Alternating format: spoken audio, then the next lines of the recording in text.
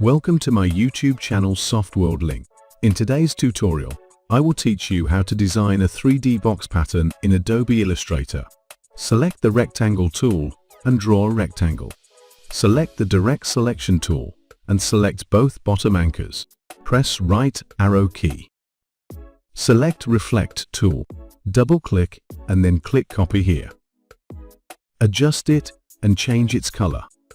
Select both shapes and drag them by pressing Alt key, and the shapes will be duplicated.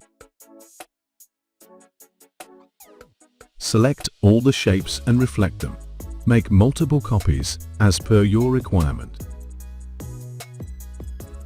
Select the rectangle tool and draw a rectangle. Right-click on it and click on Make Clipping Mask. See, the 3D box pattern is ready. Hope the tutorial will be helpful for you guys.